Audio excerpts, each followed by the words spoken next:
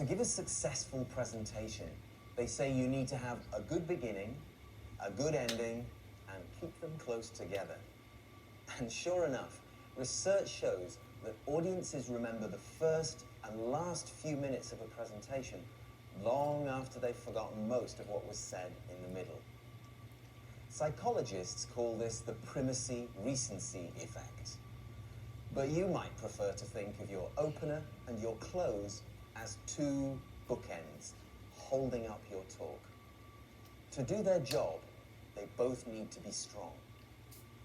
Now, starting off by saying good morning, introducing yourself, thanking your audience for coming, apologizing for a small technical problem with your audio visuals, and asking if people can hear you at the back is clearly not a strong opening. But neither is this. I want to talk to you today about the kind of world we, in the business community, are passing on to the next generation. What's wrong with it? It's short, direct, and boring. Let's see how it might have sounded. Environmental degradation, a declining economy, crippling taxes, chronic diseases, a life expectancy shorter than that of their parents, and $30,000 of debt for every man, woman, and child.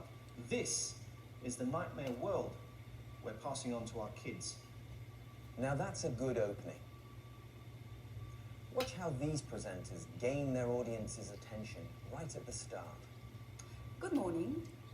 Sometime in the early 1980s, a business traveller called a low-cost carrier called People Express to reserve a flight.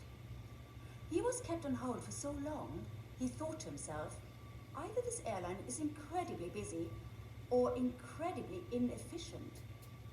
Needless to say, the flight was never booked, and People Express went out of business in 1987. The name of the business traveller was Richard Branson, who, recognizing a great business opportunity when he saw it, went on to launch Virgin Atlantic Airlines. And the rest, of course, is history. But my question to you is, just how bad does your customer service have to be to turn a potential client into a competitor?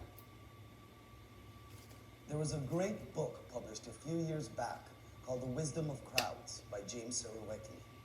In it, he refers to the popular TV quiz show Who Wants to Be a Millionaire, which I'm sure you've all seen.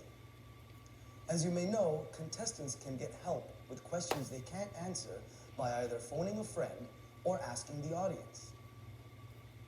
As you might expect, calling an intelligent friend helps. 65% of the time, in fact. But here's the interesting thing. The studio audience isn't selected on the basis of their intelligence. So how often do you think they're able to answer the question correctly? 25%? 33%? The answer is 91% of the time. Statistically, that's just amazing, and it proves the power of teams. I want to say a few things about winning. Did you know that in all the major golf tournaments of the last 25 years, the margin of victory has been less than 3 strokes? In Formula One motor racing so far this season, the average time difference between first and second place has been just over 7.5 seconds. And remember last Summer Olympics? In the men's 100 meters butterfly, the American swimmer won by 1/100th of a second. 1/100th. It was so close that the Serbian team, who won silver, even filed a protest. These days, in business as in sport, the difference between winning and losing is practically zero. But not quite. In every case, the winner has that vital edge. The figures I'm going to show you this afternoon demonstrate that we too have that marginal but vital edge. From your audience's point of view, the end of your talk might be even more important than the beginning. These are the words they will be left with after you stop. If you've ever been to a firework display, you'll know that the biggest, brightest fireworks are usually saved for the end. This doesn't mean you have to finish with a bang, but you do want to leave a lasting impression. Watch these presenters clinch the close.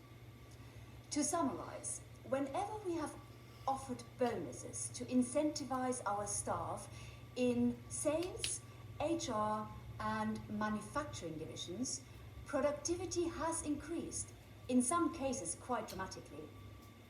But as we saw in R&D, introducing pay by performance has had precisely the opposite effect.